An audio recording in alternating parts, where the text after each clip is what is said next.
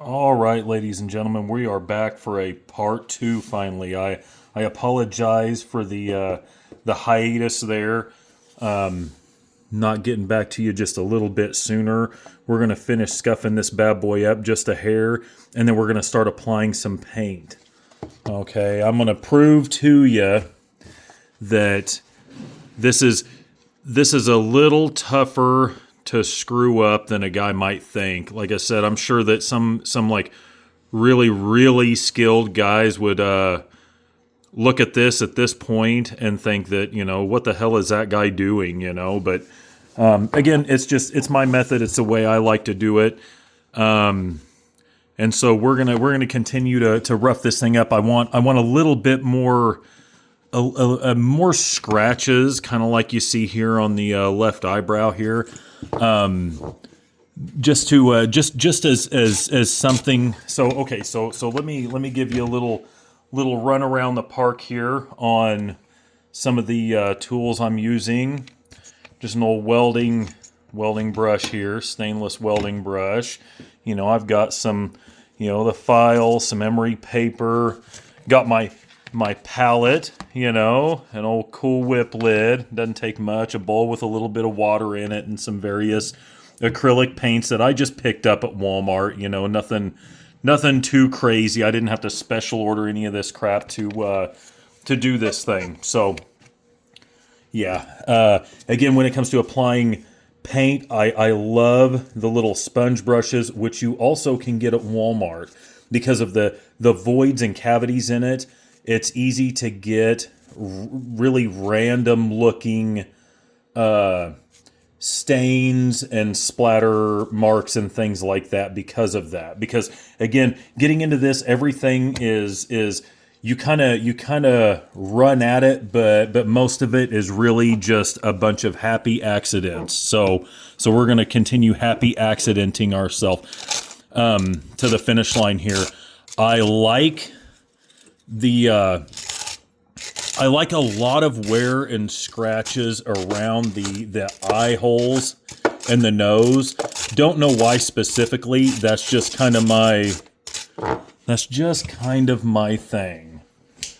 Let's see here. Well, this isn't the one I intended to use, but this is the one that it's going to get anyway. So we're going to just use, just make some more cuts. Sometimes I like to actually get into the meat of the plastic here, make little notches and things, just to give it that not quite so done on purpose look, So we're just going to do this. I think this is actually going to, for the moment, and the particular paint that I've got on this, because like I said, this was not a great paint job. And I clearly did not even use primer on it, which I would never suggest, just because of the way that this paint is flaking off at this point. It's, well, and I mean, and like I said, I've moved, and it's been hot and cold and hot and cold, and yeah, this is not, Hollywood Studios over here. So, but I reckon most people out there doing something like this at home, they're probably not working from a Hollywood studio either. So, all right, I want to take some toothy sandpaper here, and I really want to get, if I can do it without flaking any more paint off, because that's not really what I'm after here at this point, get some more texture going on in this paint around the eyes and nose.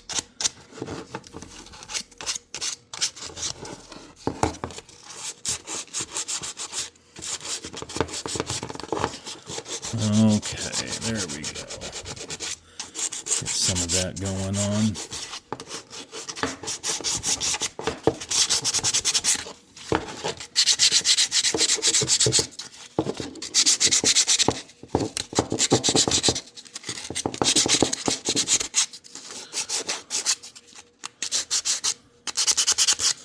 This thing even has some, I think it's root beer on it. Funny story. My 8-year-old son came out to the garage to get a root beer. Okay, now the root beer is not a typical medium that I would tint a mask in. But anyway, so my son comes out to the garage to get a root beer. My 9-year-old son. Okay, he has a hard time getting the box open. So he goes and gets a Mora knife and decides that he's going to cut the box open. Okay, well, you can only imagine how that worked. So he comes back in the house and said, "Hey guys, I had an accident. I come out here and as you could imagine, well, it was done spraying by the time I got back out here, but the box was just standing in root beer. There was root beer sprayed all over the punching bag, and evidently there was root beer sprayed plumb to the other side of the garage where this mask was. So, again, working with what you got. Okay, so I think I'm tired of whacking on this thing now. I think I'm ready to start applying showing you how I apply paint to this thing. You know, it's a little overly beat to hell as far as, you know, paint missing off of the blank here, off of the Hock, but that's not a big deal. We'll make it work. Now, when it comes to putting on the chevron, maybe I should do that first, okay? And I'll show you how. Now, I have used stickers before, or decals, but sometimes I will just tape them myself, okay? And when I do something like that, I usually have to use holes because I am not I'm not real, and actually maybe I should have done this. I should have decided to do this before I started scratching the mask all to hell, but, you know, it'll be okay. Okay, so what I'm going to do here is I'm going to go from the outside of that hole. Yeah, I do not have a calibrated eagle eye when it comes to making things straight, so I have to have witness marks. So let's see, and I'll just do this on the other side too. So we're going to go, this is not any kind of movie mask of any sort, which I think that I kind of stated off the bat that I'm not really into that. So we're going, okay, I think I'm right at the edge of the hole there. Okay, I'm going to do that. And then, let's see, I don't know if I like that or not. Let's go ahead and peel that off. I think I want something at a little bit more of an angle. Let's try from here to here. And I'm going to leave the very top of the holes. Let's see here. From here to here, leaving the very top, like kind of equal parts of the holes exposed here, okay? Then I'm going to go from the inside of this hole up toward the hole, the middle left hole above the eye. So let's see if I can do that in any semblance of straight. Okay, there we go. Now, we are going to go from, let's see, I see a hole. I can fill a hole through the mask. I'm going to go from this side of this hole right here. You see, I'll mark it for you so you can see it. This hole right here I can feel. Okay, so I'm going to go from this the outside of that hole right up toward where I don't really want that. Maybe a half inch or something inside. And it doesn't have to be crazy perfect, because you can always just take back off what didn't, if you get done painting and something ain't quite kosher, the chevrons aren't perfect or whatever, just take off enough, weather it enough that it's not a big freaking deal. I'm teaching you how to not screw up something. Okay, so we went from the outside of that right to the inside of that right there, I believe. So we're going to go from the outside of this one right up toward the inside of that one. Okay. Boom. Okay. Need us another little short piece here. Yep, going to show you how to do everything completely out of order and wrong and still come out with a cool looking mask. So, as far as being nervous about screwing something up or making something not, screwing something up to the point that you're not going to be happy with it, I don't think that's going to be a huge issue. So, okay, so we went from on this side,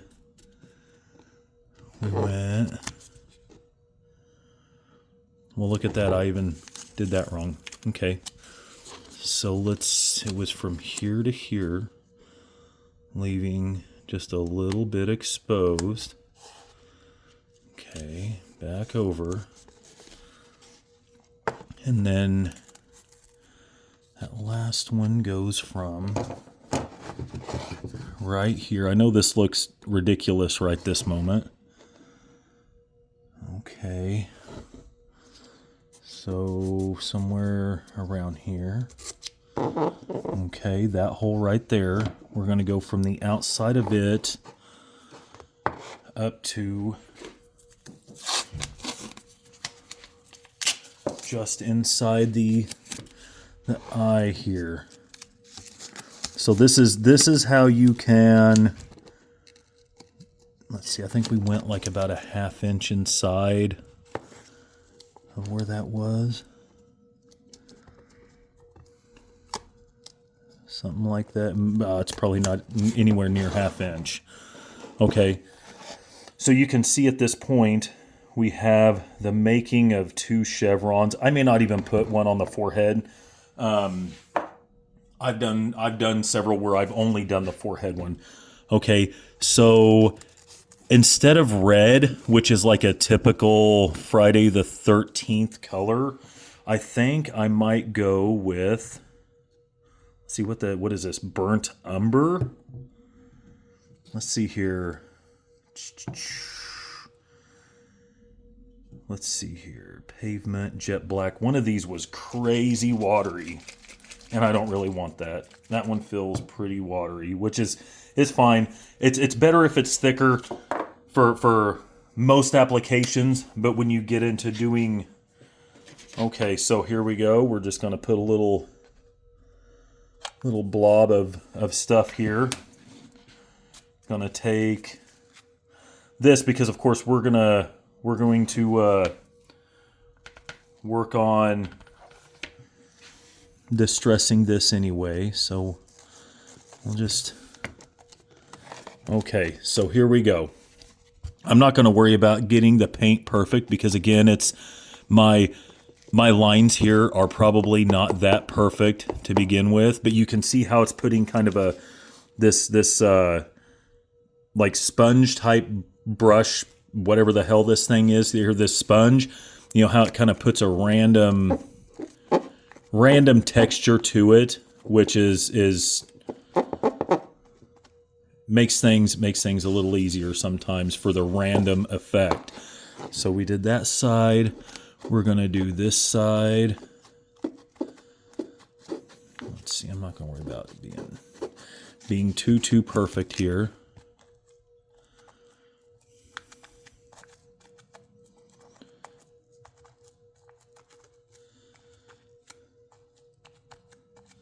Okay, so there's that. Okay, should probably wait for something to dry, but we're not going to do that. So off comes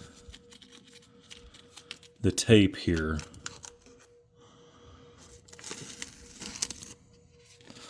So this is going to be a yellow mask with black chevrons. Okay.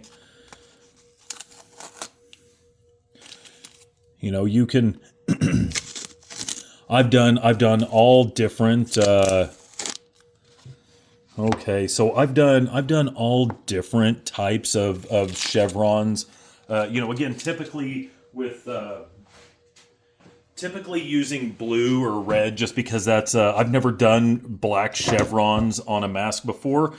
But you know what? What the hell, right?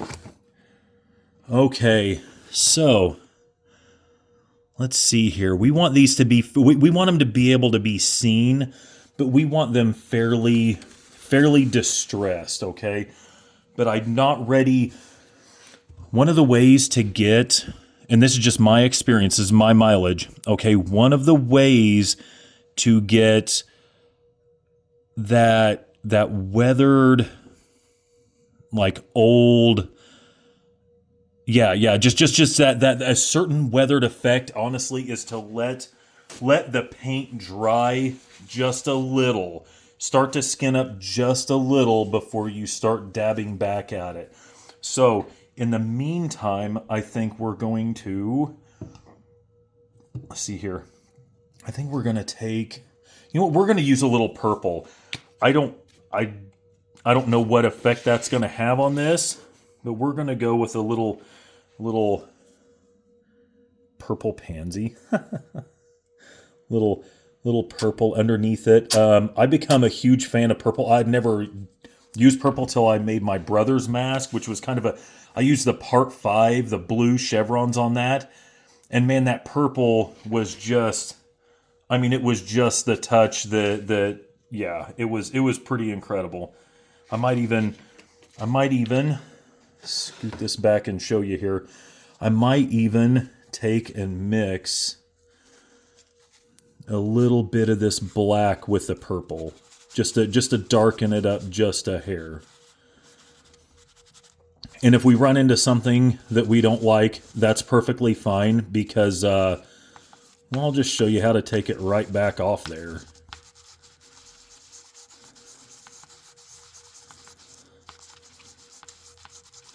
Okay, so this is turning into a pretty muddy looking purple, you know, nothing too crazy bright. And I want to give those chevrons time to cure just a little bit. So I'm just going to start kind of around the eyes here, just kind of dabbing some random, just some random paint on here. And you'll see when I start taking some of this back off that it stays in the cracks, which is exactly what we're after. The whole point of the cracks are to fill them full and then get rid of some of it. Okay. So let's see. It shouldn't take long. It's fairly warm. I think it's like 74, 75 in the garage here, so it shouldn't take forever. I know that it's not nearly enough time for these chevrons to have cured yet, but we're going to start dabbing back at this. Now, I don't wipe. Typically, I dab on removing paint and stuff like this through most of the process, because wiping smears, and unless you're trying to get that specific effect, yeah, you may end up with something you don't want and then have to reapply and do something a little bit different, which again, none of it. I mean, I've had masks to the point where I was so upset with what it turned into that, I mean, I pretty much went right back down to plastic before and started over. But what little bit remained on the mask from basically doing a complete scrub down, that little bit that was left was kind of the magic in the rebirth of it. So even at that, yeah. So that's what a little bit of black and a little bit of purple, and again, it's making layers, because layers are really where the artwork is. And so you might be able to see that there's some of that's a little bit shiny, some of it that's not, it's a little drier. And that's okay, because texture is also a good thing when doing mask. Okay, so I can see clearly right now that I did not get these chevrons correctly. The position of them is not correct. So what are we going to do here? Well, I think that this one I kind of like better. So we're going to mostly take this one right here off. Looks like it's actually cured really good already. But you know what? Water can do a lot of things. So let's see here.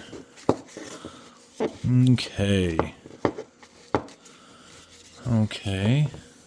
So I'm going to, at this point, I think I'm going to wet my little paper towel here, and it's not going to rub it off. It's not going to completely get rid of it, but I think we're going to loosen it up some, and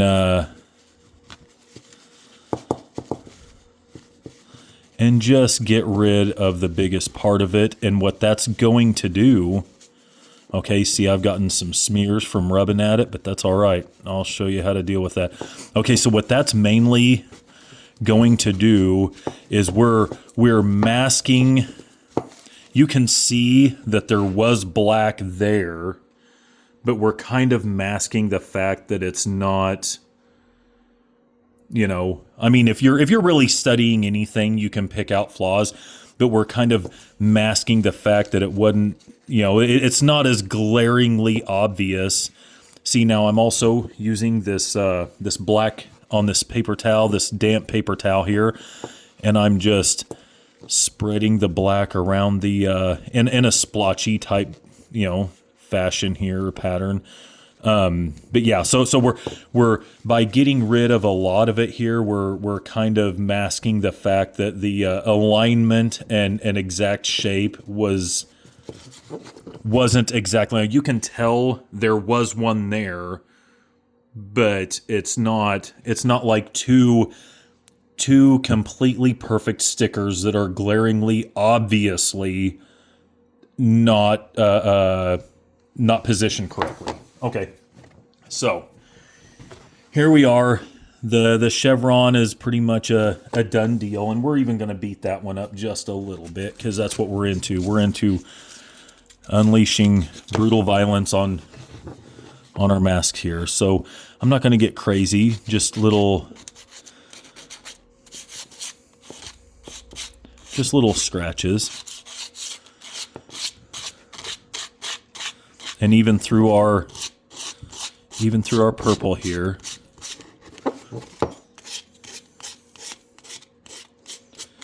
Okay.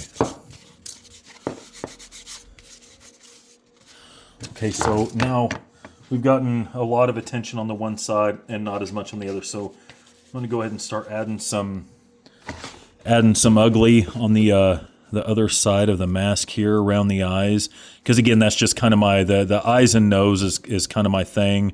Like I said, hearkening back to the good old Kane Hodder days when Jason's eyes were just, you know, empty, hollow spaces and not, you know, some goofy looking like lazy eye or whatever the hell, you know, that I mean, not that I don't like those movies, not that I don't like those masks or whatever, but that was just not, that just was not quite my thing. So, you know, while we're getting a little bit of the mouth and nose area here, that's giving the paint up at the eye just a little bit more time to dry, because again, we're not trying to get rid of all of it here. And instead, I've got an idea. Instead of blood spattered on this one like I've done on the others, I've never done this either, I think I'm going to go with green. Why green? I don't know, you know. Number 8, Jason Takes Manhattan. There's kind of like a scene towards the end of it where, you know, where he's down in the sewer and I don't know, gets splashed with some kind of, I don't know, New York stool sample, you know, whatever the hell's in the sewer there, and he kind of starts melting or whatever the hell. And so, you know, it's just going to be kind of a nod back to that. Okay. So, here we go. We're just putting on layer number 1, folks. Okay. But you can see how this thing has started. You know, it's started to exhibit a little bit of character, and we're just barely into the reapplying phase of this thing here. So, you know, and a lot of times I will keep dabbing until it's completely dry. Sometimes I'll leave again like little speckles, because there's nothing wrong with texture. And when you go with that clear coat, again, that texture really stands out. I don't want to make the video crazy long, but let's see, we're at 27 minutes here. I might do just a little bit more this time, and I promise I won't take a week to get back to part 3. But okay, so what do we want to do here? I think we're going to here. We're gonna actually,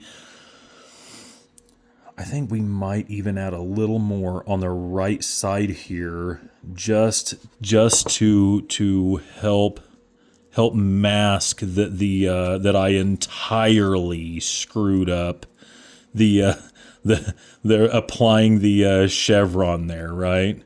So we're going to, and the thing about even going back over a certain part with your texture here, with your color, whatever color you're using, brown, black, whatever it is again the texture. You can get more than one layer in a single run here by having, you know, going down to completely dabbing it to completely dry, and then going back over it with another one, you know, waiting till it's mostly dry, even if there's like a blotch or a blob or something, and then going back to it again. So we're pretty out over here on this side, so we're going to be applying a little bit more here. And I think, I could be wrong, it may look idiotic, but I almost think that the green is really gonna pop on this thing. I know this purple with the blue chevrons on that white mask that I did for my brother, that purple was I mean, it was really knockout. So I'm kind of hoping that the green kind of does something similar on this mask.